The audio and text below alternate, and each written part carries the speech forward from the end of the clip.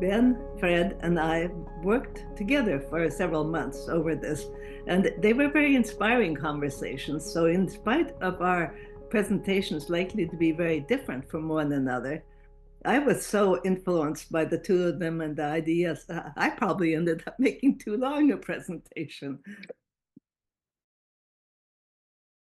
So, part one, what do the rivers reveal and conceal about conversations? And using some bits from I've used in RSD before, especially last year, and bits from elsewhere. It's like having a phrase that you use in a different context. It has a new meaning, but also creating enough of a coherence so people who haven't seen any of this work before still can make something out of it. I also want to acknowledge my friend Jane Wolsak, who's produced the little bits of art that you'll see scattered through here. So I've got 5 parts. I'm going to start with metaphors and rivers, conversations, and end up with some ponderings and insights. So metaphors first. What is a metaphor? Grammatically, we make distinction between metaphors, similes, and analogies, but they all have something to do with seeing one thing in one domain and imputing it to the other or mapping it to the other. So mapping is an interesting name because it essentially is a metaphor in itself of having a physical map and putting it, or a ground map and putting it on a physical map. The thing with many metaphors, as you might common one, is, oh, that my kite is like a swallow in the sky, is that I are attributing something from one domain to another, but not necessarily everything. So I could attribute from the swallow to the kite, but it's not very likely that I'm going to attribute from the kite to a swallow to try and learn about swallows. Similarly, I can easily think about lots of ways that rivers have to do with conversations, but turn it around the other way, I don't think I'm going to learn about rivers a lot by talking about conversations. So, in the sense, they're non commutative. Most metaphors are non commutative. And then there's the thing of what aspect. Flight is the aspect that I wanted to talk about applying, but there's other things. Wings, swallows eat, they're autonomous, they have eggs. Kites have a frame, they're controlled. So eats, we don't even consider applying, doesn't make sense, or eggs. No, we not even think about that because we're smart enough to recognize that. But we might try autonomous to controlled, and that leads us astray if we've a thought about it in terms of my kite looks like it's flying on its own. Yeah, it's questionable.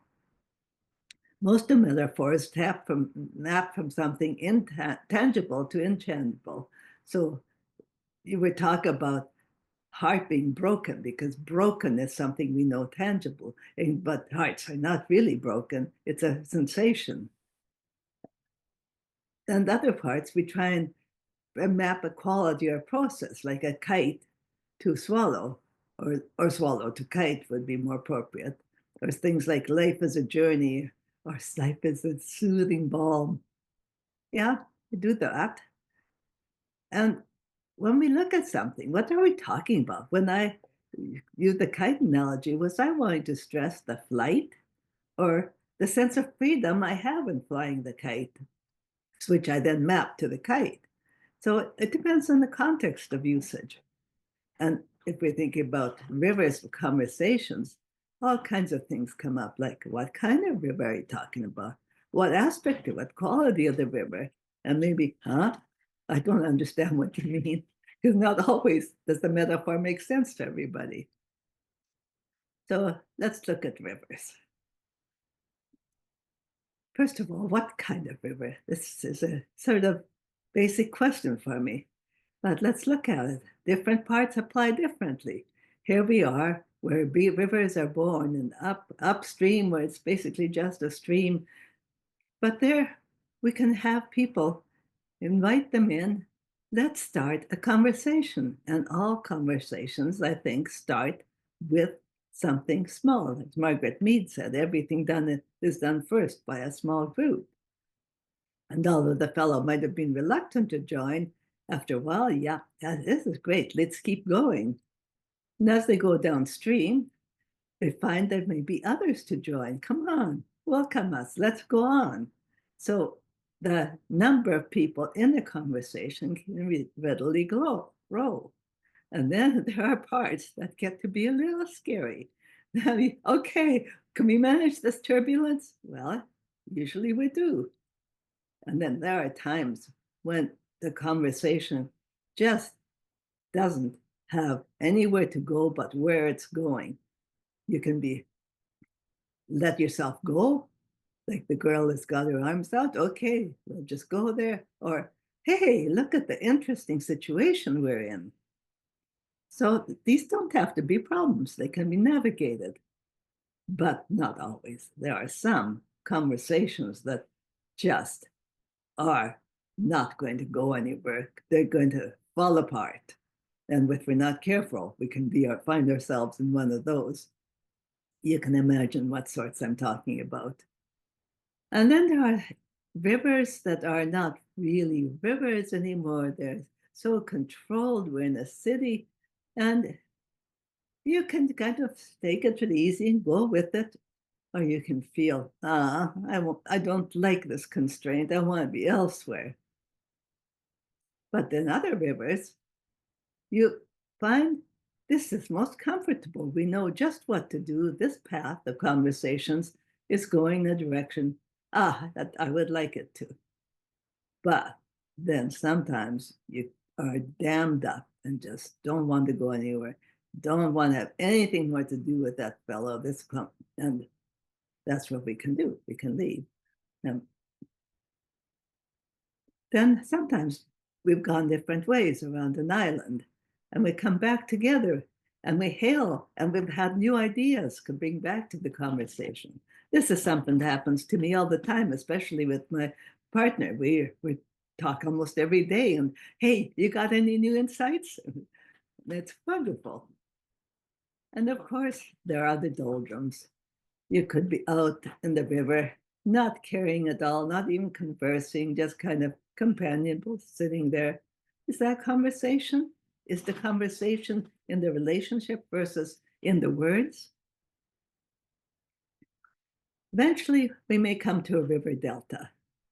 And when we come there, it looks like we're all going out to the ocean.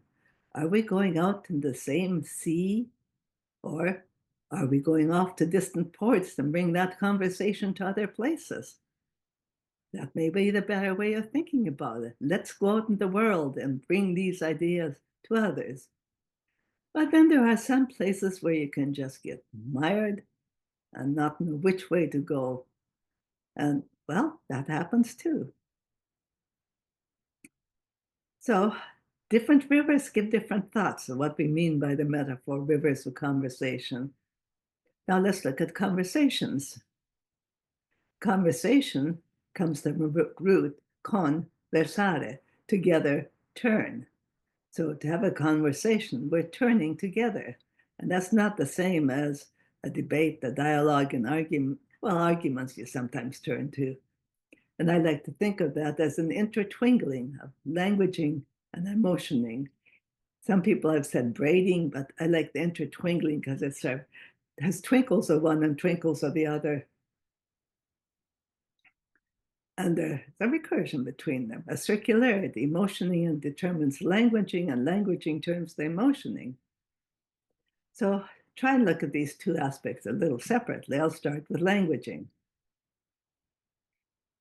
Our human niche is growing and living in language. Maturana had said that a long time ago, and I had a little fuss with it first. Well, I'm also in the physical niche, but so much of how we interpret everything that we do and are in is based on the recursion between the language and our understanding, our action. So even our understanding of the world, I've come to understand, is determined by languaging niche. And we can talk about anything, about any time when people are together.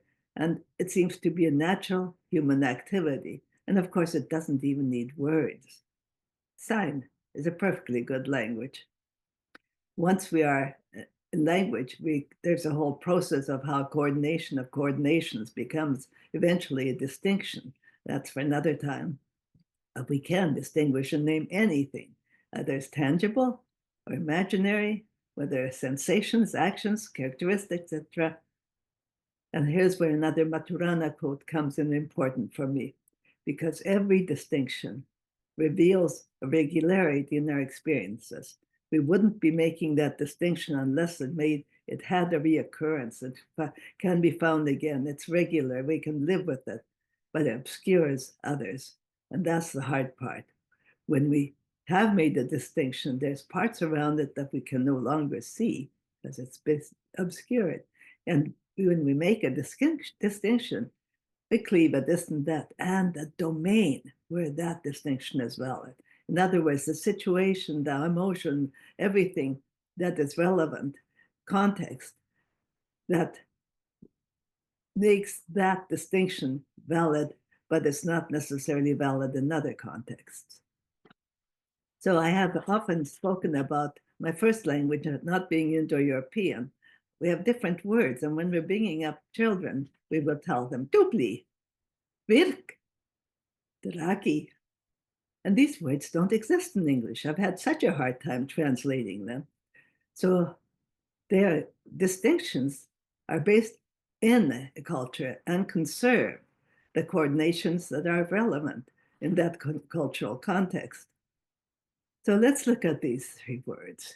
If I try to translate them in English, I get a cloud of meanings that overlap somewhat, but don't quite fit. But what I haven't emphasized here is the blank spaces that each language can generate. There is nothing that covers all of it quadruply in English. You can hint at it as competent and good, but that's just only partial. And this is important because the language we have influences culture. In English, we might say, that's a good job. You just made those pancakes. In Estonian, I'm more likely to say, dupli, you're doing a job. Good job working on it. One is an emphasis on the result, attention on the tangible results, and the other is attention on the manner of being, of doing it, what kind of person you are being in order to do that. And that makes a different culture, a difference. So that any distinctions except in the culture influence how people see and how they act, which determines the kind of world that arises, which in turn makes those be the right distinctions, it validates them. And so we accept them. It's a circularity we just don't get away from. So we can kind of think of ourselves as living in a language-based reality. But distinctions can be blurry. Blurry is the best word I can think of because sometimes there just aren't very clear meanings, or there's multiple meanings to a word, multiple nuances. And meaning differs on the situation, context, and domain that you're using it. And here I mean to speak of meaning. I meant to say, meaning is a way of speaking that adjacent possibility of behavior and consequence. So this, having said something, you could go in various directions with further conversations. You have not predetermined the web. But from this meaning, there's only a certain number of places you could go. And for any one instance, you're going to follow one path. Depends on how you're working. And from this meaning, there's a completely different set of possible consequences. In any instance, one of them. So this becomes a matter of what are we going, how do we know? And what Humberto said is listen for the domain. Listen for the domain in which what the other said is valid. Because people generally, unless they're lying, are not talking about something that's invalid for them. It means something to them. And so it's words that we might consider thinking about, what do you mean when you say system? Or systems thinking? Design. What do you mean by design? Or recursion? And this is a word that Ben's going to explore some for us. So the other half of the circularity in the conversation, languaging and emotioning is, of course, the motioning. And emotions can be thought of as domains, different domains of relational behavior. You can do things one way or another. Here I got my grandchildren to enact for me with some of their Halloween costume. They're playing. Oh, same thing, same action almost. But the emotion turns it from a play to a threat. Same action, different motion. So the character of the action is in the emotion. I've had classes, whoops, I'm going to go back to that for a sec. I've had classes where I talk about, let's see how many different ways we can say hello. And we go around the class and some say hello, others say hello, and hello, all different ways. And the interesting thing is, all of us listening to that create a context or a domain and the whole history sometimes, what goes behind that particular thing. It's not what is said, but the emotion of the saying, which we often convey in tone, all sorts of music around the actual language. So in a way, we could say we are capable of different behaviors under different emotions, almost as if we were different beings. And each domain of emotion entails different possible behaviors.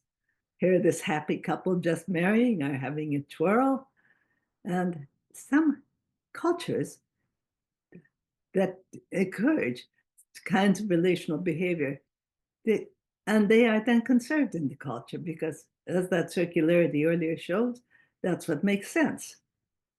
Here's another way of thinking about it. That little glob in the middle is supposed to be a system, a human or a complex. And what is behind it is all the possibilities. But as you see, some of them were just constrained by fear.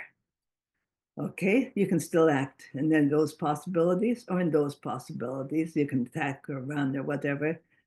But there's no way you're going to act in all those forms that are no longer visible to you. Similarly, in another emotion, let's call this one anger, you have possibility of acting in several ways over there or there, but that becomes invisible to you. You simply cannot act in that form. And then there's one emotion that we can find has more possibilities. You can do this or that depending on situation and context. You have a sensibility. And this emotion is one that makes sensing, thinking, and doing most available to us. And of course, this emotion is love. And love, as Maturana spoke of it, not as a romantic thing or something, but simply as that way of being in which you have the vision, you have the ability to see and sense, and more of your own capacities available to yourself. Love, according to him, is that domain of all relational behaviors in which and the other could be the person you're with, yourself, or it could be the world as a whole, arises as a legitimate other in coexistence with yourself.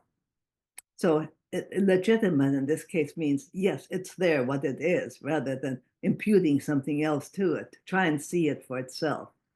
The easier way of saying it is, in love, we look and act without expectation or demand.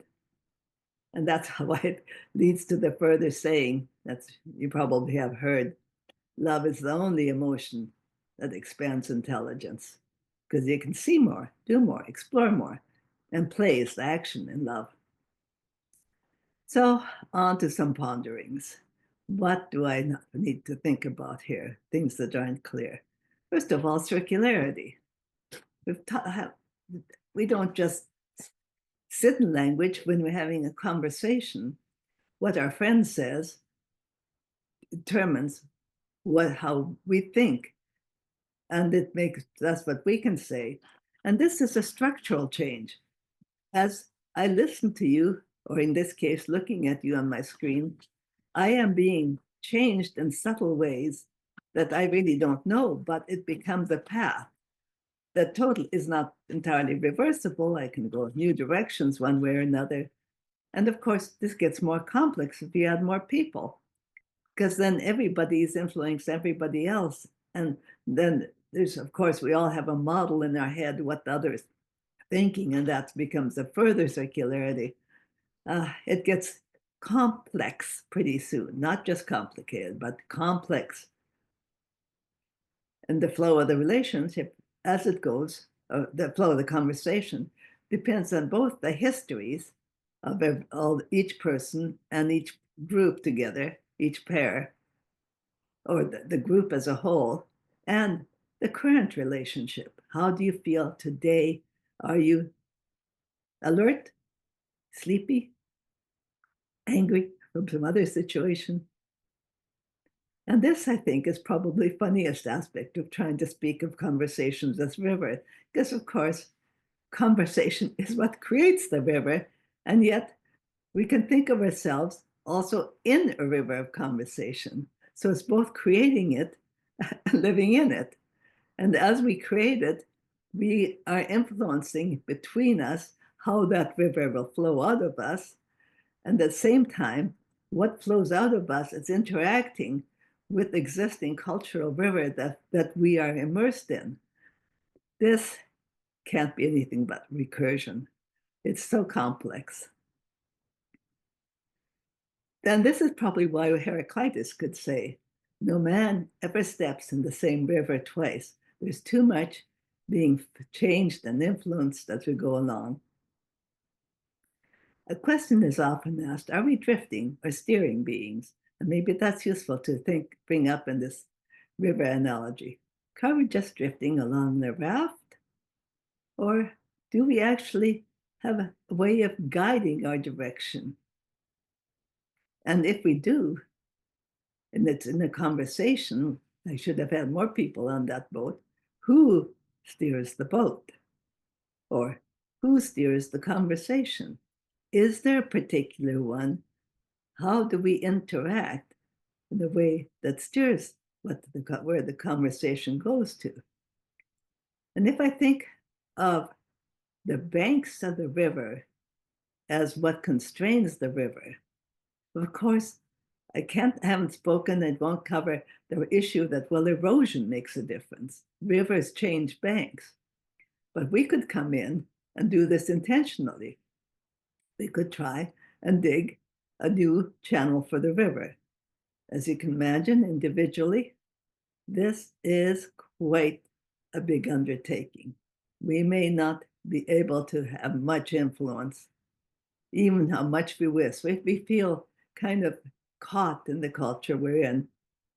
And then there are those situations where some kind of institution takes on the power to actually do things. Like those canals I had in my rivers section, they were dug by people. I'm thinking also now the conversations that can be constrained by some political systems, they can happen in a way that we have individual just to live in or rebel against. And then the question is, are these intentional or they evolve? Even when we try and use the bulldozer approach, do we know where it's going to go? It still continues evolving. That river is going to erode the banks that you created. So I guess I've been trundling through quicker than I expected. Maybe it's because it's early morning here. 5 o'clock is when we started. Insights that I've had. Think of the situation where somebody comes in and said, I have a group of dots that are clearly two sets. And what have you been thinking? No, there are three. And besides, they slant the other way. And then another group comes in and said, oh no, look, there are four. You've missed one. And they go the other way. Yeah, there's four, but you've got it all wrong. Those four are arrayed as a matrix, not just lined up in the same linear row. So, if we change the attitude and the emotioning, could we change that conversation and say, okay, you've got different views. Let's start looking at this. And then slowly you start, oops, I need to look at this from different perspectives. I'm sure there's four there. Now there's three. Now there's two. Okay, two going the other way. It all depends on how you see a complex problem from what perspective.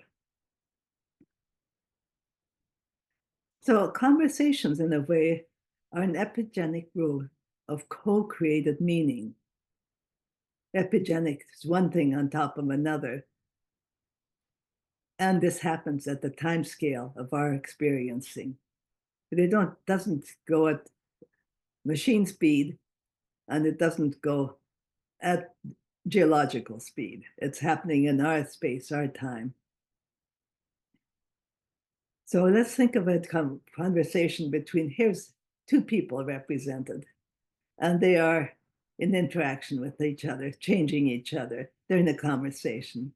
Person one has this idea, oh, I have thought of a flower with three-pointed stars and three leaves. And they say, oh, yeah, that's the idea. But don't forget the other petals. Oh, yes, other petals. And look, they start from the center. And then, oh, yes, I think there's a more of a rose-like structure. Some of them are inside. Oh, yes, and more like that. They're rounded, not pointed. And oh, yes, swirl. And you end up with this development of the idea. And for person one, it has felt like, my idea has grown as I've spoken. And person two, yes, I like being with this fellow because my idea grows in interaction with them. And if I'm observing, I must just have listened and seen, oh, they produced an idea, or I haven't shown this, but on the side, I might be having my own particular string of insights. And we can't help that. But it's the sharing of these insights that we find so delightful. And I like to call this co-inspiration. And that's what I feel like I've had with this RSD group. And most lately, particularly with Ben and Fred, as we were talking about the growth of this. So the attitude and motion determine the flow of behavior. Thus, behavior guides the course of history. This has been a project undertaken by Maturana and Padosis and applies also to ecological evolution. And that's something would take a whole hour to try and explain fully. But remember, the character of action is in the emotion. So what happens? What determines the emotion of it? So let's say you have an encounter with somebody, which happens in the context, of course. And then that you may pass through what emotion and attitude you're in, and maybe reflection. And from there, you could go two ways. You could listen for the meaning, or you could be presenting truths. This is what's really the case. Or you could start becoming reciprocal. I listen for your meaning, you listen for mine. Or you can start debating who is right. And this, I see, leading to co-inspiration, which I find always a delight. And I think helps us bring in more dimensions of variability and complexity into what we choose to see and think about. And this just leads to argument and tends to create narrowing and hardening of ideas. The figure is based on the diagram that Heidi Gruber showed earlier this year. So emotion and attitude, I could make a list of the different ways I could describe them. These could be koans or something that we could each have as one way to remember to stay, accepting not knowing, or reflection and orientation. They're all ways of reminding ourselves. They allow for capacity of coordinating among multiple domains. But then Fred is going to sort of condense that all together and talk more fully about reflexivity and reciprocity. And then Ben is going to add some of his further thoughts, especially on recursion, which is such a rich and complex topic. Fred will be speaking at the end of today, and Ben 2 days from now in the morning, this time of morning. I recommend you join them. So even those skills and perception are kind of verbal things, but I'm going to try a pictorial thing. And this, looking at the felt sense or systemic cognition, this is very much from my RSD 12 presentation. We can think of systemic cognition that is richly dynamic and fractally complex medium, itself being complex, and it's linked to that medium. And from that, we can develop language. Language, oral language in particular, allows us to make distinctions and specify relationships, coordinate more. The systemic condition is kind of ephemeral, it comes and goes. But once we put it into language, it's socially conserved. The ephemeral has to do with the moment, conserved, carries it from one moment to another.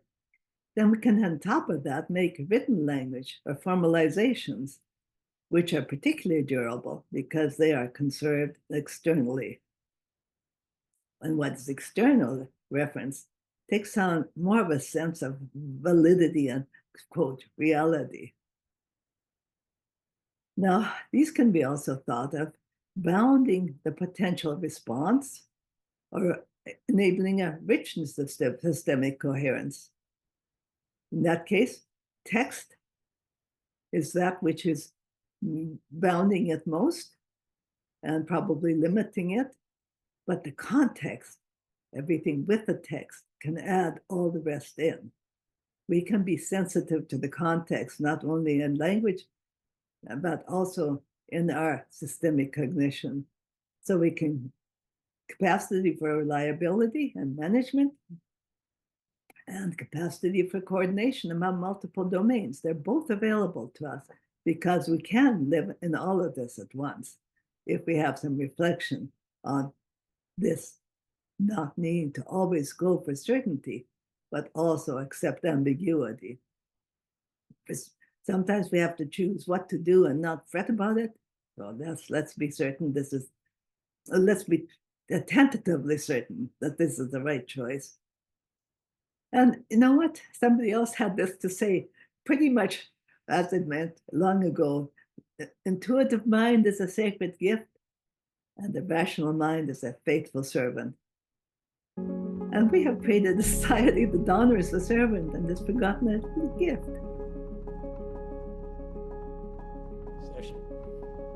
So the headline for this is really what emerges from a confluence of ideas of reflexivity, flexibility, and reciprocity, which are all, for me, very important ideas in the worlds of whole systems design. And the reason that I mention each of those is that they have been part of my own design work, but at the same time, I noticed that they share some challenge in terms of how others have used them, in terms of citing their importance, but not particularly using them in what I would say is a cybernetic fashion in the sense of their circularity and their ongoingness.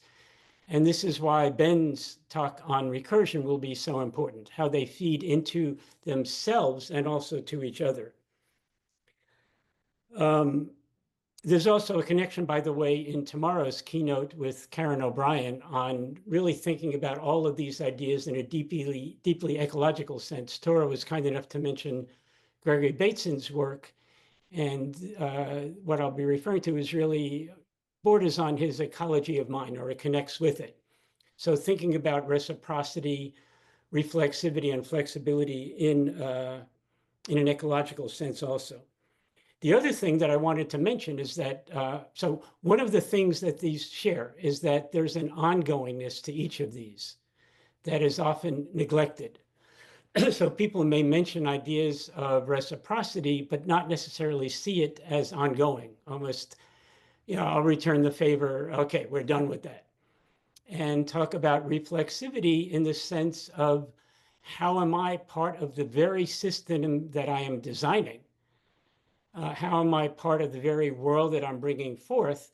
And I deal with this by telling you what my positionality is. And I'm done with that too, as though who I am becomes static entering this. And also with ideas of flexibility, where it's seen as, okay, we made this adjustment, we're done. And my challenge is how to see how each of these feed off each other, but also to bring ideas of ongoingness to them. And what I'd like to do is to do them first separately and then bring them together. And so this would be kind of a whirlwind tour. I guess we're on a fast moving stream here. Sorry for that. So with reflexivity, opening with this, the idea of reflexivity actually comes from the shape of a shepherd's staff, the flecto, and the idea of bending back onto itself. And because of the bending back onto itself, it's again something that makes us pay attention to process. It makes us pay attention to shape. And as I mentioned, it also encourages us to see this as an ongoing process. And in fact, you may say that if we use the shepherd and shepherding as a metaphor, shepherding is not something that stops, right? It is going to be continuing, and the shepherd needs to continually adjust the shape of the flock as they're moving forward. So the idea that I would really like to call attention to is seeing our reflexivity, how we are part of the worlds that we're bringing forth in an ongoing way, and to not cut the loop off by saying, this is who I am. And what are the consequences of continuing the loop? And so what I'd like to do is just to give a story of how difficult this idea is, but how important it is.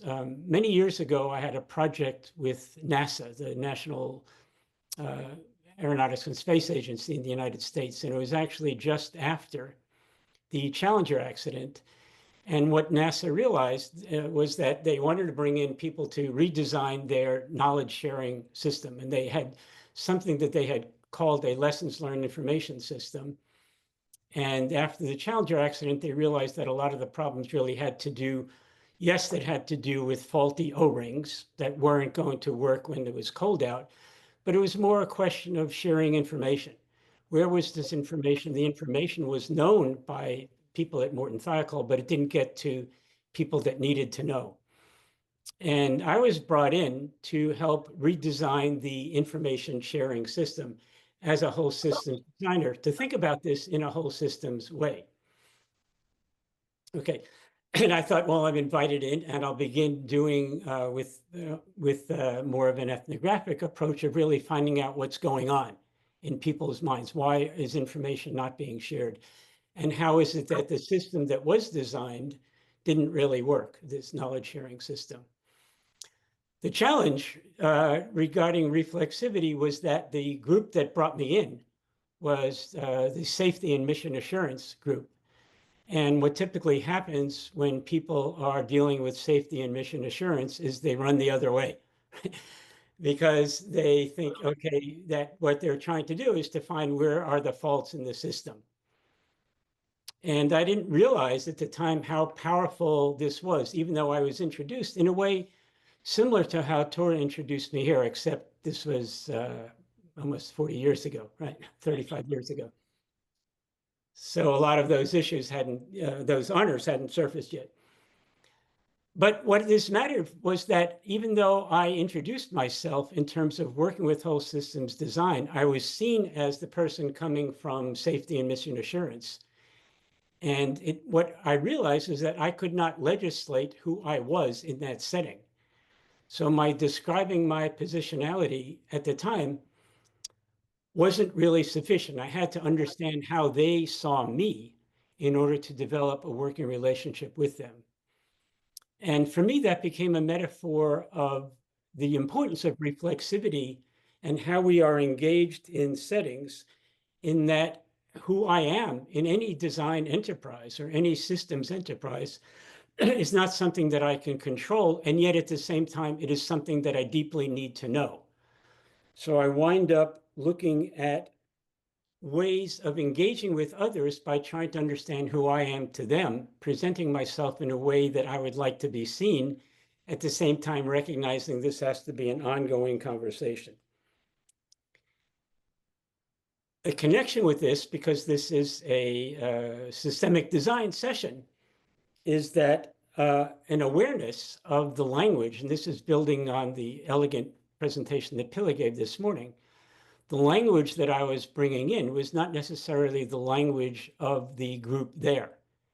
And even though I was asked to talk about what it meant to be coming in with a systems perspective, recognizing that this meant different things to the people at NASA. And I mean, one of the challenges at NASA was that the people there are all very smart, but the aeronautical engineers and the polymer chemists do not talk the same language. They speak very different specialized languages that make sense for their group. And they were seeing me, even though I was trying to develop with them, co-design a system for sharing knowledge, they saw me as coming in with an alien language. What is this systems design language? And who am I to be imposing this on them?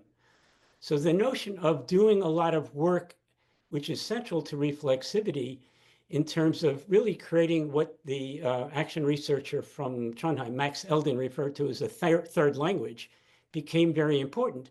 But again, this had to be an ongoing task. Okay, it wasn't something that I stipulate, this is what I will mean by these things. So giving definitions is not really that helpful.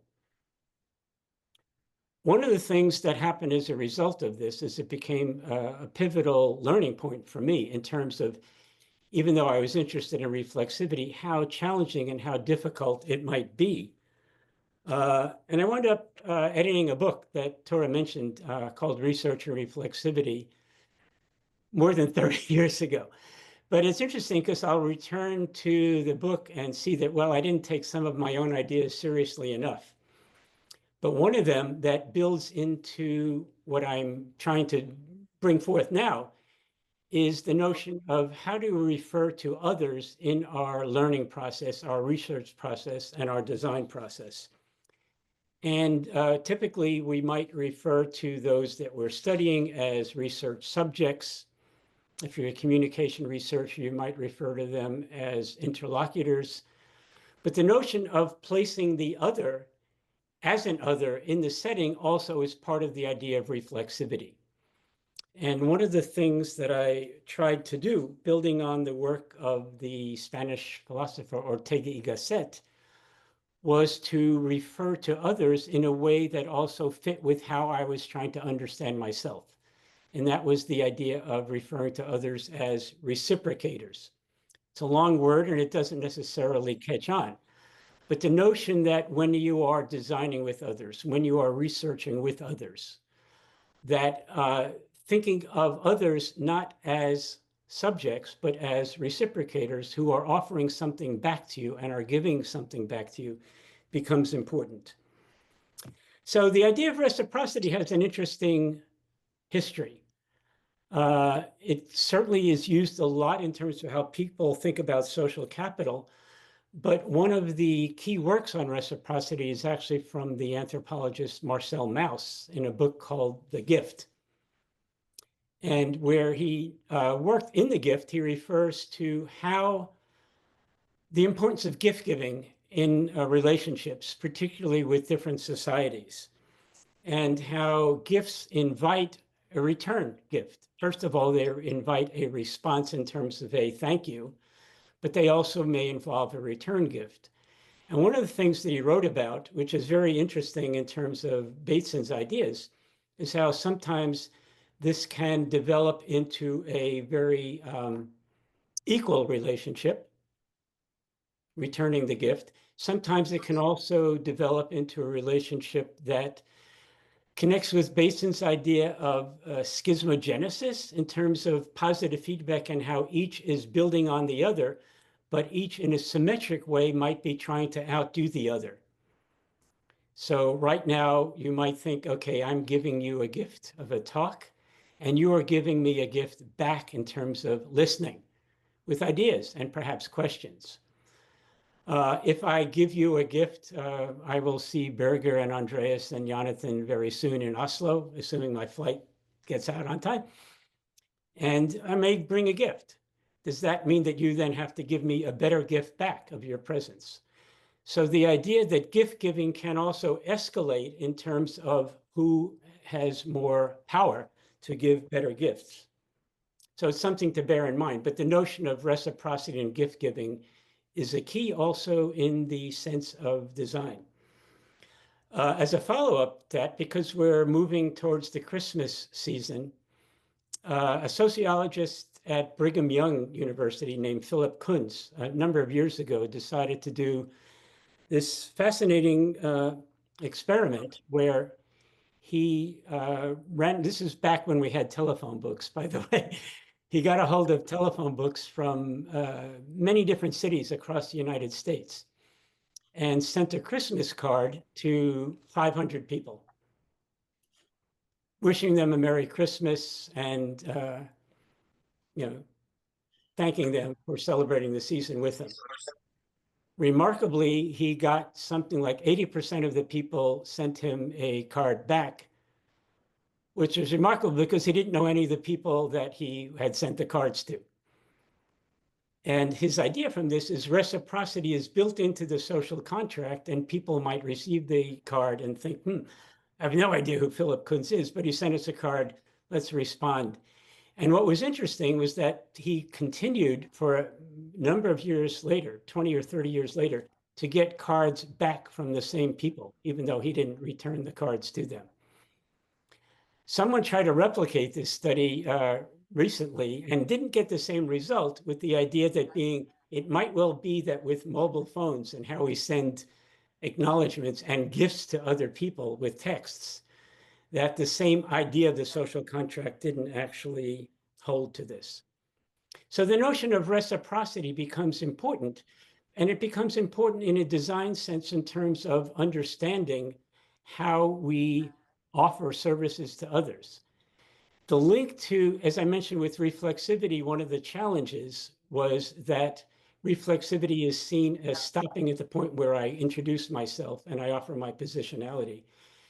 And for some, certainly not people on this call, but for some in the design world, the idea of reciprocity is making yourself available, having a contract, and that's the end of it. So reciprocity is almost like a one-stop shop. And again, it's not true for all, but I have seen this in terms of how some design firms actually talk about reciprocity. And what I would like to do is to, again, allow us to see reciprocity as an ongoing thing. It also requires us to see, and this is something that Ben will talk about, to see cybernetic loops a little bit more in terms of how we even think about things that might be reciprocal. So a classic example from cybernetics is the idea of the thermostat. And we think of the thermostat as, what does a thermostat do? Well, that thermostat controls the temperature in the room. Living in Florida with no power after a hurricane and it's still hot out, you think about that as very important because you want the room to be air conditioned, and you think about the thermostat without power as failing. But someone whose work is well known to the systemic design community, Ranulph Glanville, has written quite a lot about thinking about the way a thermostat works and control in the system very differently. And our notion is typically to say, well, of course, yes, the thermostat controls the temperature in the room. But if you understand how a thermostat works, then you say, well, what controls the thermostat? The answer is, well, it's the temperature of the room, because the thermostat works by getting information about what the temperature is in order to know whether it turns air conditioning on or heating on. And you might then say that, well, it's not control of the temperature in the room, but it's really control in the system. And there is a reciprocal relationship between the thermostat and the temperature in the room that allows us to see control in a different way. Okay, so in a very different setting, I wanted to, building on the theme of rivers of conversation, there's this wonderful book that talks about reciprocity in a different way that I also wanted to call attention to. I just happen to have it right here. I guess this is my only visual. It's called Landmarks by Robert McFarlane. And what McFarlane does that is particularly relevant to this session is to introduce ways of thinking about how we endow features of geography, landmarks, with ways of being in the world through language that invite us to see how we see differently. And he calls attention to what he refers to as the middle voice from linguistics, a voice between active and passive that can infuse inanimate objects or rivers, which are inanimate, with a sentience, so to evoke a sense of reciprocal perception between humans and other living beings and humans and non-humans. Okay, and this becomes very important because what he's doing is calling attention to how we perceive and a reciprocity in perception in the sense that we are seeing, allowing ourselves to see how we are seeing by giving names to things. And again, this is something that's building directly on Pille's talk from earlier today. And he has some wonderful examples. His are all from the British Isles of terms for water and flowing that are fantastic. So he refers to in Welsh, there's a term called a cymir, which is a confluence of two or more rivers, a specific term. There is a Gernic, which is in Gaelic, a noisy little stream. And the idea is how we develop in language ways of being together in the world through our languaging, bringing forth features. But again, what's important about the idea of reciprocity here is how this also allows us, it applies to us and how we see the worlds together. The environmentalist Mitch Tomashoff, in his book To Know the World, actually builds on this by developing notions of perceptual reciprocity and thinking about how do we actually bring our worlds forth in a way that again allows us to see what we are seeing as a statement about what are our assumptions about being in the world. There's another connection with this that I'd like to emphasize, and that is through the work of Don Schoen and Jean Bamberger. Don Schoen is someone who's well known to the design community. And what Don and Jean have done is to talk about how we allow situations, design situations, to talk back to us. In other words, we go into a design situation with an idea of perhaps building on Ralph Fatz's idea of need finding, seeing what's needed and bringing our expertise to that. But then allowing the situation to talk back to us, to tell us maybe we haven't seen things in exactly the way that the situation sees itself. And the situation can, of course, involve other people.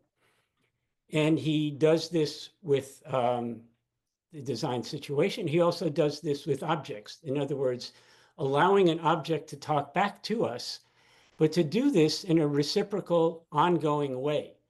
That as we allow an object, a mug, it's my coffee, to talk back to us, it shapes our own perception of how we interact with it, which changes the object, which changes us, which changes the object, and allow ourselves to see this reciprocity in an interesting way.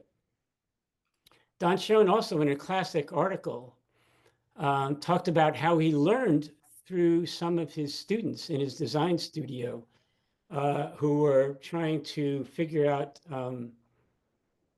how new metaphors might allow for seeing situations in new ways. And the example of one of his students seeing that a paintbrush is a kind of pump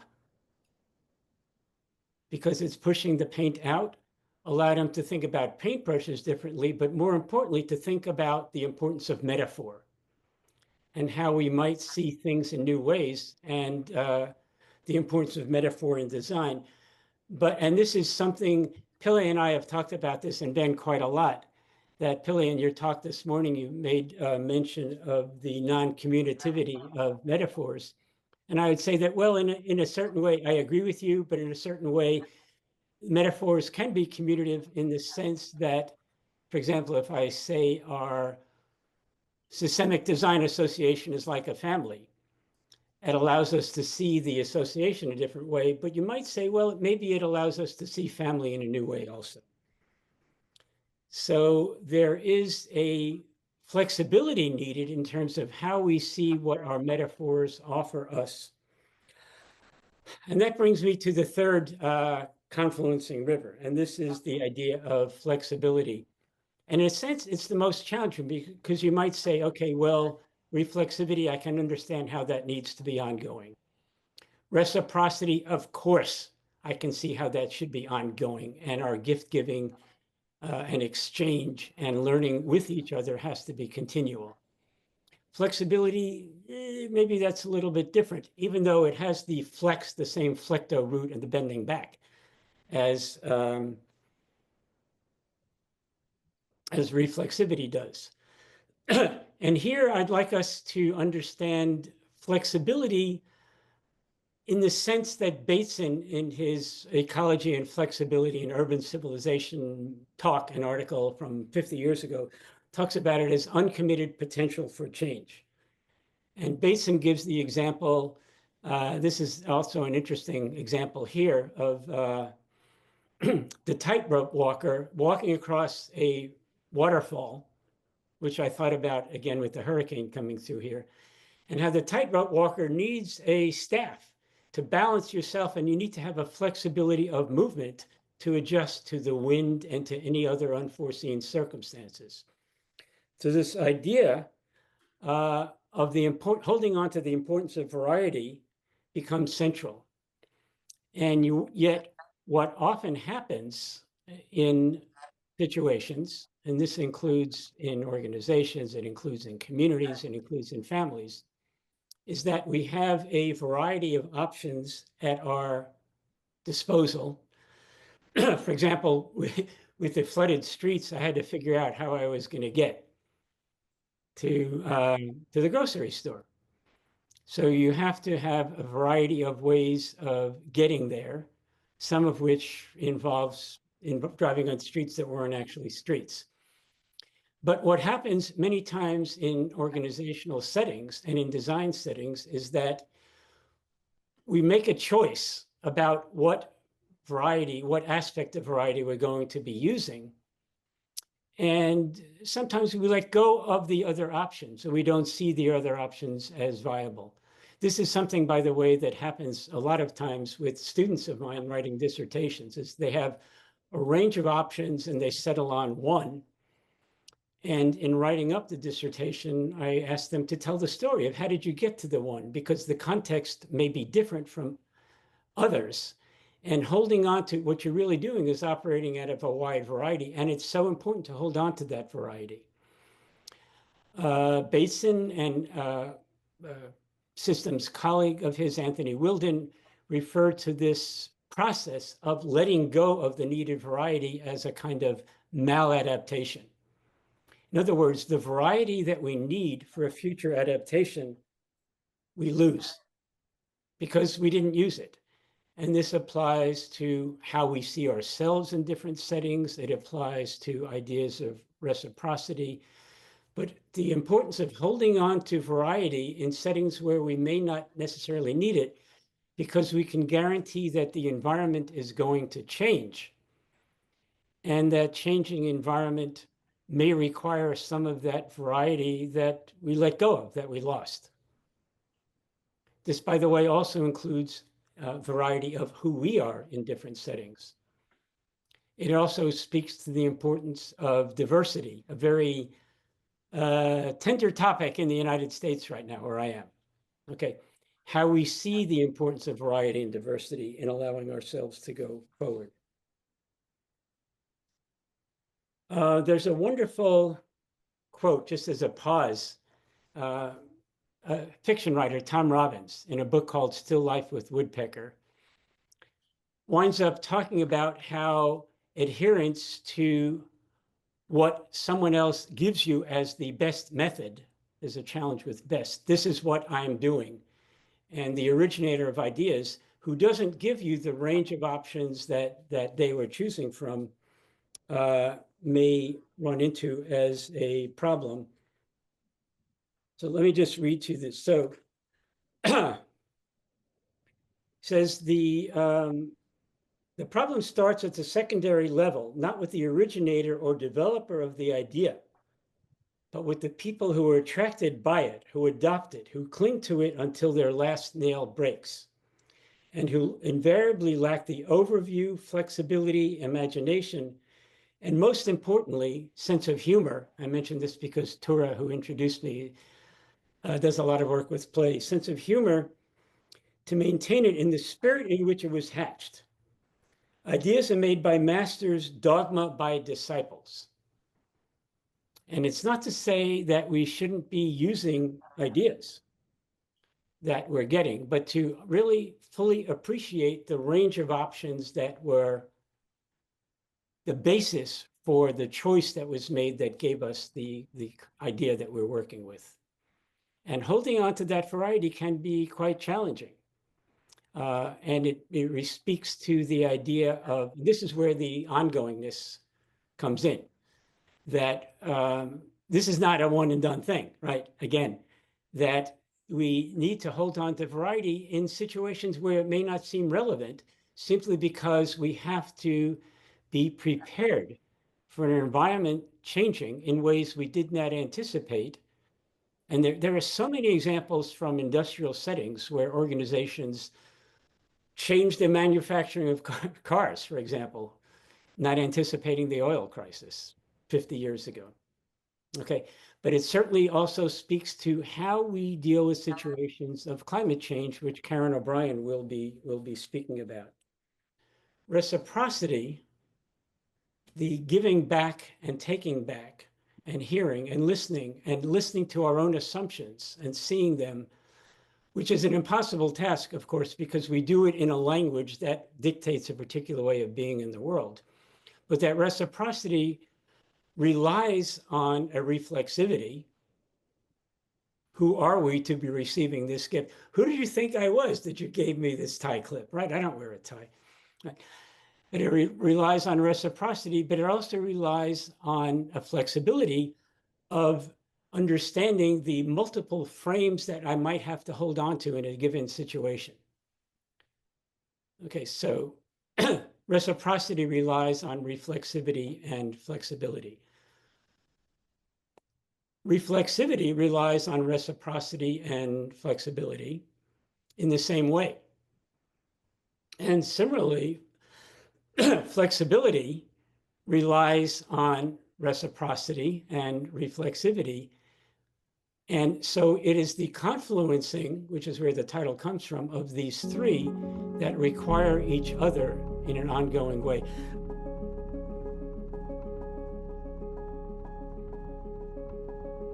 I'm going to return to a quotation that I've used from one of my PhD supervisors, Ranulph Glanville. He was my supervisor along with Neil Spiller. And in this, Ranulph is positioning his own work in the context of cybernetics. So he says, to use the metaphor, my work is the creation of games fields. Others create the games to play in these fields, and still others play them. And finally, there are some spectators. The point of this account that admits others is not that it's right, this account being his sort of theories, but that it is general and generous. Cybernetics is often considered a meta field.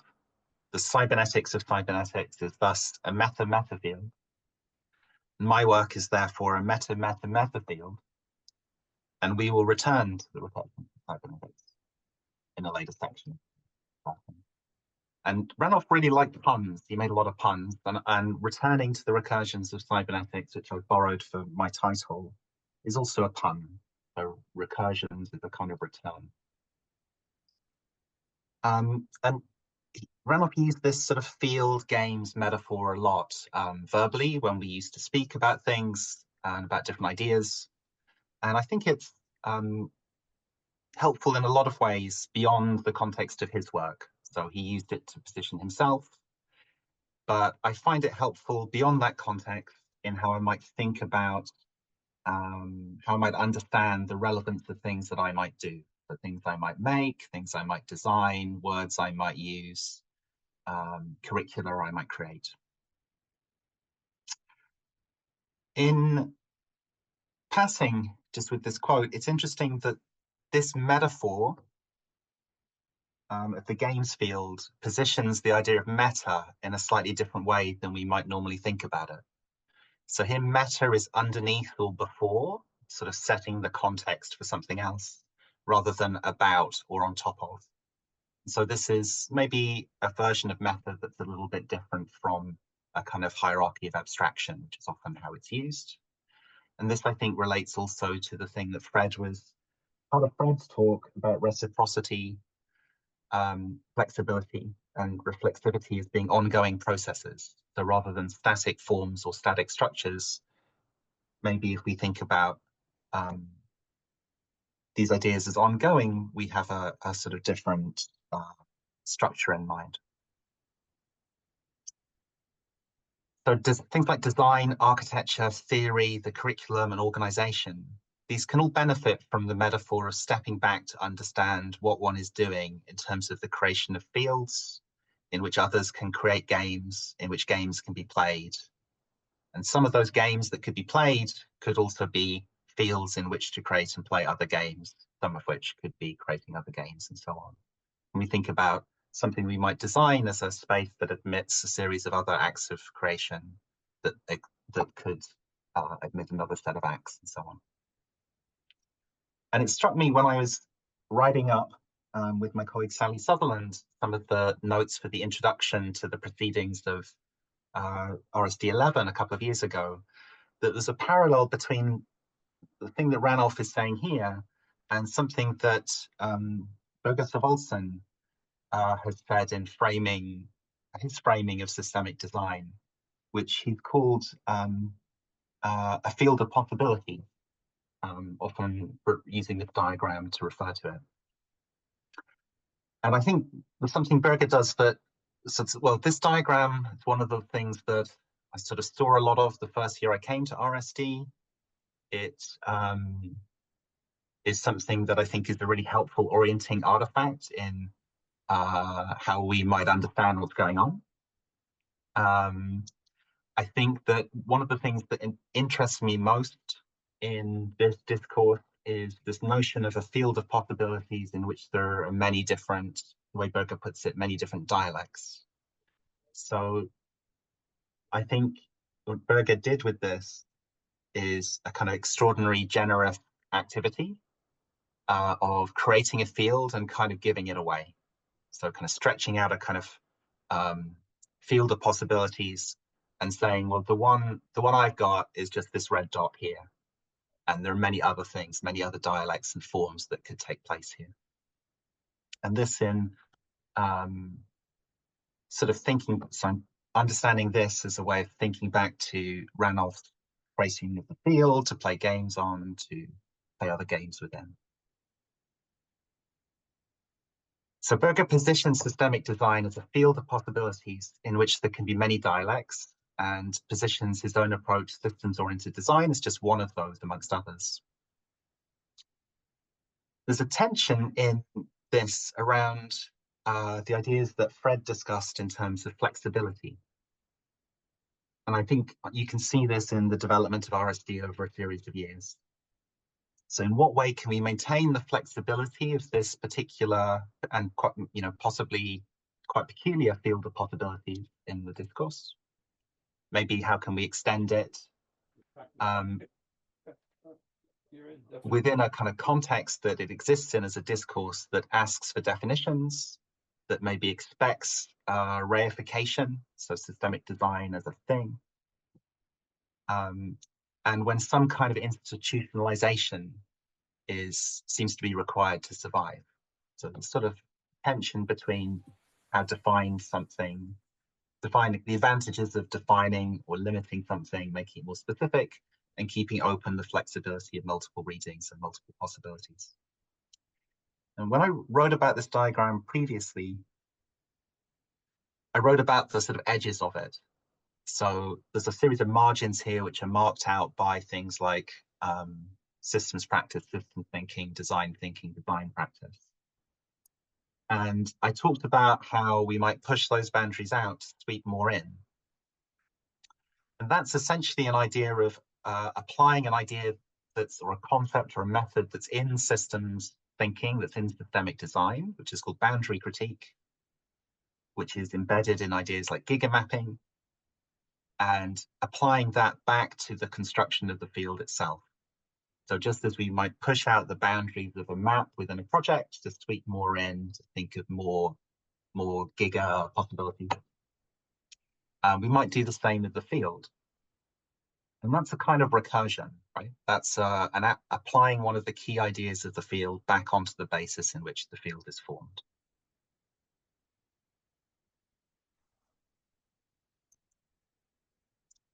So the second part of the Glanville quote I shared a few moments ago, I'll just get back to it maybe, around meta. This connects this idea of sort of generous field making to the idea of recursions within cybernetics, so the cybernetics of cybernetics and so on. And what I'm going to try and run through today is what can systemic design possibly learn from that history. And before I go further, I want to say that it's with some trepidation that I take on the theme of recursion. So recursion is one of the concepts in cybernetics that I have always found the trickiest. It is something I find it means different things in different contexts, so it's sometimes hard to be sure that you're using it in the right way. I'm somewhat reassured in this that I'm doing this in a partnership with Pille and Fred, who can keep me on track. And because we've had the chance to talk through our talks with each other, I've been able to lean somewhat on my understanding of Pille's understanding, on my understanding of Fred's understanding, on Pille and Fred's understanding of each other's understanding, and on my understanding of their understanding and my understanding, etc. So in our process of talking and conversing, there's a whole series of recursive processes which are reassuring to me in giving me feedback on what I might say. I think the reason that recursion can be difficult to explain is because it's used in different ways in different domains. And perhaps a way of sort of entering into that discussion is to distinguish between recursive forms on the one hand and processes on the other.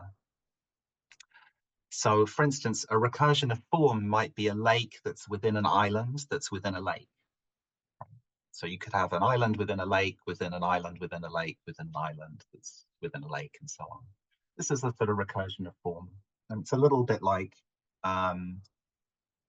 in systems thinking, the viable system model. So it's an understanding that a viable system, to be viable, is nested within another viable system.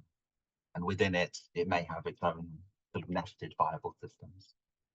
This is the sort of recursion of form or pattern. There is also recursive processes. And I think design, in a way, is one. I think the sort of looping around that I just described with Pille and Fred is another recursive process. It doesn't necessarily have a recursive form to it, but this is the outcome of something looping back into the sort of incoming of it. And then there's particular moments where recursive processes lead to recursive forms. So this is part of a paper by Lou Kaufman. So it's a mathematics paper. And Lou draws a lot in ways that bring mathematics alive for me. So recommend recommend this paper if you'd like to get into that. And you can see here a description of a recursive process that produces a fractal form for the Koch curve. So you may be familiar with this, and you can see it on the top of the illustration. You take a line and you put a triangle in the middle of the line, and then you put triangles in the middle of the lines that are in the triangle in the middle of the line. You can keep on going forever. And you can describe that process, as he does here at the bottom, as a kind of function that's applying to itself. So if you have a line with a triangle in the middle of it, and you apply that form to the lines within the form you started with, you'll have this kind of growing fractal structure. And these are the processes that, mathematical processes that generate fractal forms. And you find these a lot in natural forms as well. So for instance, one of the ways that the natural world handles growth is by some kind of fractal organization or recursive organization. So a leaf has a similar structure to a tree that is on the branch in between them.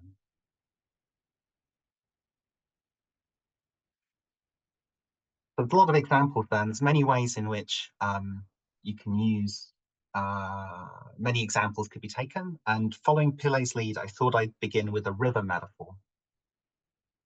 There's a lot of ways that rivers and other aquatic systems can be invoked as examples of cybernetic processes. And I'm just going to pick out one, which is the way that a river is an arc of a circular process that we would call the water cycle, which is an example of a circular process that's quite often introduced in school. And when my use of language chunks out the river, what it's doing is selecting an arc of that wider process. So it selects the river as something that seems linear, that has a beginning and an end, an input and an output. But this is only one part of a circular process. There's a few things to say about this, which I'm going to try and do in dialogue with this piece by MC Escher called Waterfall, which you might be familiar with.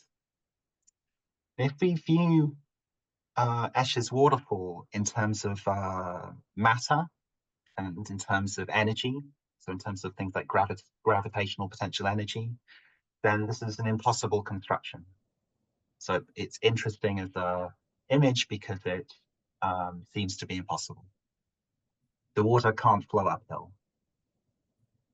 But if you take the picture instead as a way of understanding how something of a river works as a system, then it's actually a pretty good representation. So if there isn't some way that water can flow uphill, so some way that water can run backwards, then there isn't a river. The water, in other words, has to run backwards from where, from the bottom to the top. And that's the other half, if you like, or the other parts of the water cycle. For a river to form, the water it deposits along its route in the land, in a lake, in the ocean, so on. It must have a way to return to higher ground, which it does through evaporation and precipitation. If the water doesn't return, and it might return via many other river systems and so on, but if water doesn't come back to where it originated from, then there isn't a river. And if that pattern is distorted, which it can be in all sorts of ways, then the river's in trouble. When we think of rivers in a linear way, so when you separate out the river from the rest of the water cycle, we start thinking of the river having a source. So we might be looking for the source of the river. And that's a slippage in language that, that's part of that linear view of the world that indicates an attitude to water as a kind of resource. Where something linear has a source and it flows continually, it implies that that resource is infinite, right? If you just think of it as, think of half of the cycle and the water's always coming, it seems like we can remove water from the river as much as we'd like because more's going to come and fill it in. interestingly, the term in English for removing water from a river is abstraction, which is drawing away from. And perhaps the abstraction of the river and the problems, potential problems in that, perhaps hint at a connection with some of the problems around how we might use terms like meta. So we start thinking of a river as having a source, but really it doesn't, because it's a cycle. The ocean and the land are the sources of the source. The linearity of the arc of the river slips into river metaphors like upstream and downstream. So there's another of Lou's drawings from that paper. So you have a kind of sense we can think about, I borrow this to think about the river. We can think about the river as a linear path, but we can also understand this linear path as a kind of looping. Okay. The metaphors of upstream and downstream are kind of all over language of, and up and down, I suppose, all over the language of design. And this I take from the abstract of a paper from Alex Ryan, which is, I think, one of the early documents coming out of RSD that I think is quite influential. I found this very helpful when I've been asked to explain what RSD is and what systemic design is. So I think it has influence in maybe how we talk about things and think about things. You can see here there's a metaphor of designers moving upstream. So designers are in, traditionally in products and services, and they need to move upstream to deal with, challenges about complexity, uniqueness, value conflict. So moving to the sources of our problems, right? And that's one way of maybe talking about what we're doing. But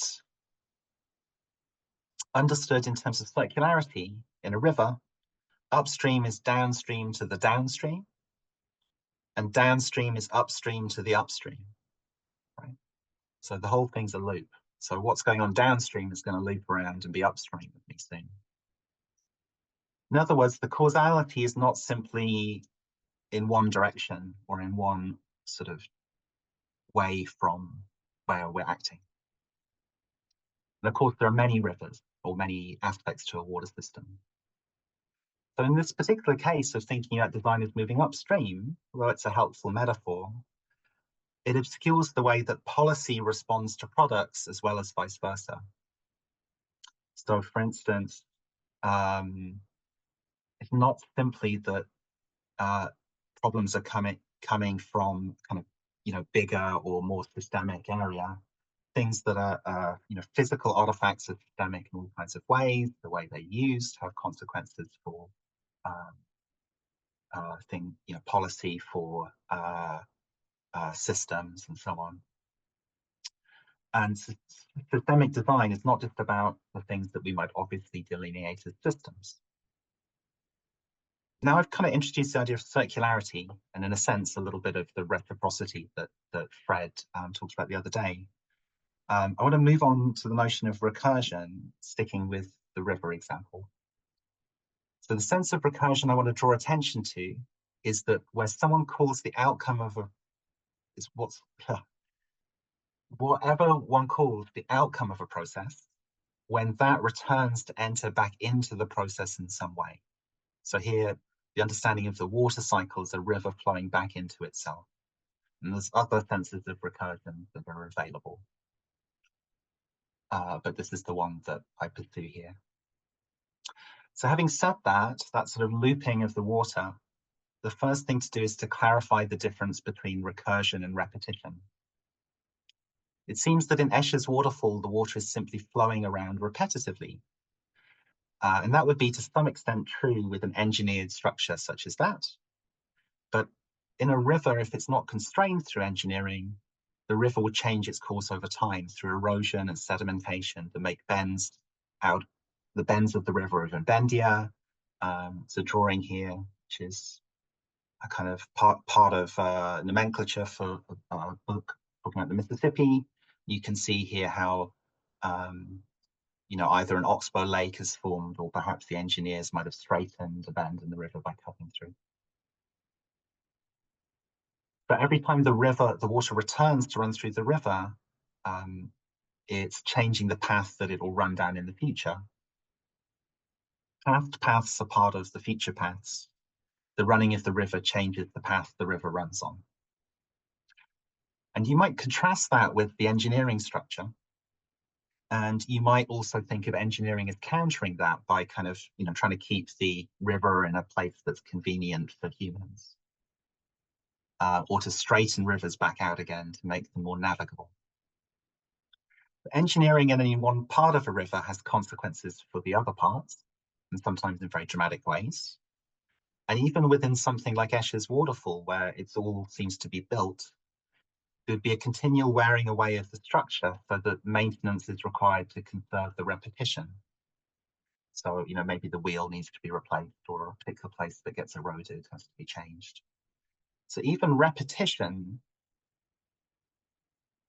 so you might, in contrasting repetition and recursion, feel that recursion is the sort of interesting one, the changing, emergent process.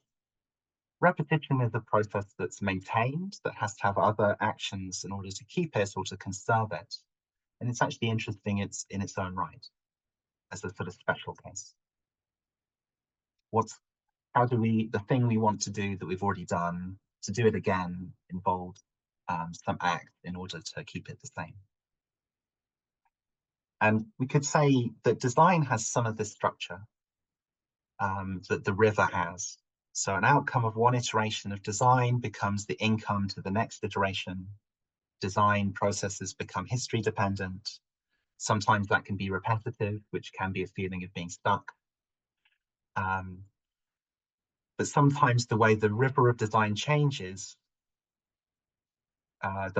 changes the path in which it flows, changes the whole meaning of the context and and enables new concerns to rise. So this is the way that engaging as a designer in a situation changes the context you're acting in and brings up new concerns. Okay. So now I've introduced recursion, I'm going to run through a particular discourse about recursion that's often returned to in cybernetics. I'm just going to sort of put in a series of sort of key reference points for this. So the central character in the story is the very noteworthy anthropologist Margaret Mead, who was part of the Macy group in which cybernetics was formulated, which is only sort of one small part of her overall massive impact as an anthropologist. And there's an idea that Mead returned to over several decades, which at one point she frames in terms of planning organizations in relation to their purposes. And it strikes me this idea is closely related to whatever we want to mean by systemic design. So planning is a kind of designing. Organization is a sort of word that's fairly synonymous with system. In relation to, or in terms of, also kind of suggests a kind of systemic relation with something. And purposes brings us back to design. So I think we can see what Mead is concerned with here as something like, to put it in a RSD type language, designing systems systemically with their designing. And that also being potentially recursive. So designing systems systemically in terms of their designing of other systems systemically with their designing, so on. A little bit like the field and the game and playing the game, watching the game. Acts of design enabling other acts of design.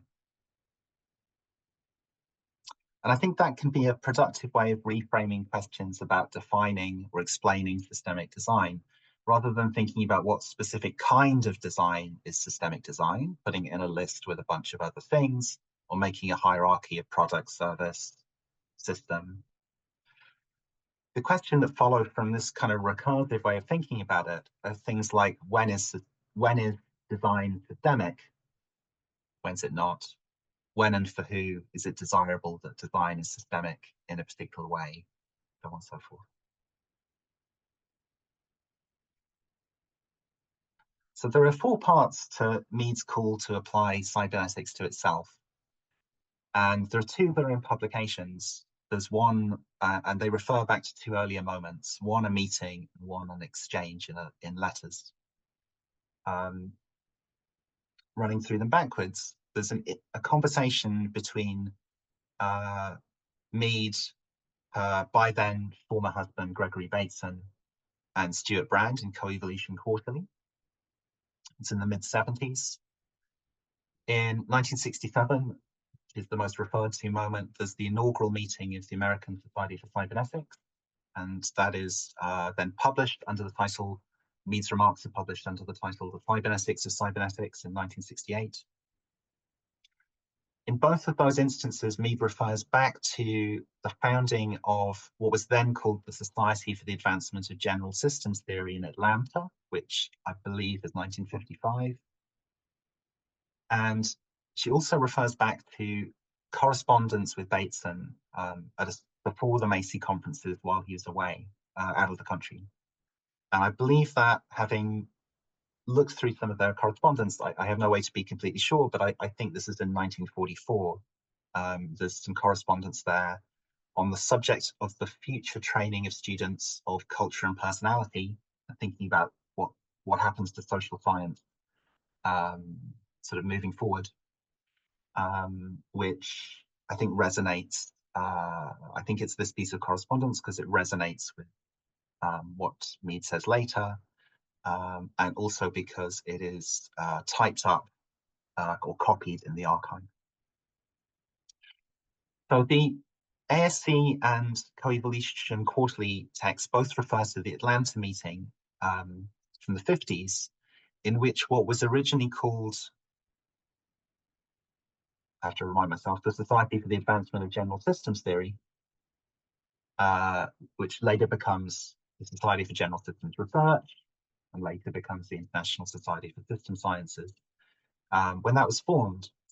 And Mead describes sort of suggesting, and no one, she's sort of incognito in the audience, and proposed, why don't we apply general systems theory to our society, right? Why don't we apply the ideas on which with which we're concerned to what we're doing? And that didn't go down so well. So she kind of recalls Ross Ashby kind of saying, you mean we should apply our principles to ourselves, in a sort of, not taking it seriously way. And then she returns to this, around a decade later, of all the silly ideas, to apply the ideas on the basis of which the society was being formed to itself. I'd now like to repeat the suggestion, so this is the ASC. Seems to me that in a new organization centered upon our knowledge and interest in circular self-corrective systems and our capacity to deal with the situations to which they may be productively applied, it might be worthwhile for this combination of old and new to really consider technically and carefully what in thunder we are founding. How many members do we want, and from what groups should they be chosen? Maybe it would be well to consider from what groups they should not be chosen. How are we going to keep from getting steadily older? How are we going to keep our communication system alive? Or should we plan for the society to die in 10 years? Is it possible to say, let's aim at a short, definite period? We know what we want to do now, and we think we can do it. The memberships that we are going to bring in are people to do what needs to be done. We are certain that we are not leaving out any of the people who ought to be here now. Why can't we look at this society systematically as a system with certain requirements, certain possibilities of growth, and certain constraints, in a world which is making demands, to some of which this society is to be responsive? So you can see there's a kind of context here around growth and growth of the society, quite specifically. And part of this maybe takes us back to thinking of organizations as living things, right? So how does the organization continue to live? There are multiple legacies of Mead's remarks. So lots of people come back to this moment to talk about reflexivity, to talk about recursion, to talk about how to organize the field. And I'm going to run through 3 of them really quickly. So I don't have time to do all of them, so sorry if you've come back to this and I haven't mentioned you, but I'm just going to pick out 3. The first one, which is the most immediate and probably most often referred to, is an influence on Heinz von Förster, who was the editor of the proceedings from that conference. So there's many things that come out of von Förster's reframing of cybernetics, which he takes impetus from Mead on. And in general, this is the sort of move to think about cybernetics in what it needs to do to be relevant, to be concerned with social systems rather than technological systems, and that it needs to develop a kind of reflexivity and an awareness that, in this case, the cybernetician is part of the system that is being studied. And this, of course, is already very clear to people like Mead and Bateson, who are already talking about this some decades earlier. So I could pick many things from Förster that resonate with this, but the one I picked out was this notion through the eyes of the other, which is the title of one of his pieces. And I believe Förster credits this to Viktor Frankl, who he draws on. And it talks about a recursiveness in exchanges, such as the sort of conversation I described between myself, Pille, and Fred, where I've understood my understanding of recursion through how Pille and Fred have understood what I've said, and so on. This sort of process is happening all the time. And it's sort of sometimes very helpful to become conscious of those sorts of recursive exchanges that we make. There's 2 other moments to go through. And this one is to come back to Glanville. So when Glanville started as president of the American Society for Cybernetics, he invoked Mead in a particular way and started to apply cybernetic ideas to the organization of the conferences that he was organizing. So the conferences sort of broke with traditional formats and played with cybernetic ideas of conversation. So they had, for instance, no paper presentations. They only had small group discussions. And through these, papers might be written later. And this, in Glanville's work, is part of his ideas about cybernetics and design that he presented at RSD, about how cybernetics and design reflect each other. That here, cybernetics is a kind of doing. It's not a kind of explanation or kind of simply a kind of theory, that these things have to be done and performed. I think this is often pointing to ideas around consistency. Are we doing the same thing that we say other people should do? And questions like this. It's also around ideas of maybe how we demonstrate something rather than explain it. So through this presentation, I've sort of tried to signpost ways I'm being recursive rather than necessarily work with the definition. And then Krippendorff, who's also presented at RSD. And this is a very lovely piece from a while ago, Cybernetics Reflexive Terms, in which Klaus returns to Mead and really highlights the consequences of language. So as an anthropologist, Mead was, of course, keenly aware of the role of language. She characterized cybernetics as a way of looking at things, as in a language for expressing what one sees. But she expressed concerns about what the language of cybernetics, so you can read this, the languages of systemic design, did to society, how society becomes organized as a result of implementing systemic design, calling on systemic designers to assume responsibilities for how these systems are changing society in unprecedented ways. So this was Klaus talking about how cyberneticians should take responsibility for the consequences of their ideas and language theories.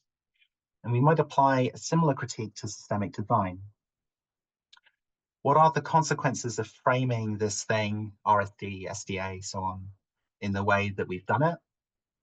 This is partly the language we use to define the field of possibilities, the concepts that are drawn on, the sorts of plurality that are admitted, who is included and who is not, judgments about who and what should be included and not. It's also about limits and legacies of terms like system, design, which implies a division of labor, and conventional ways of talking about things like muddling through and complexity.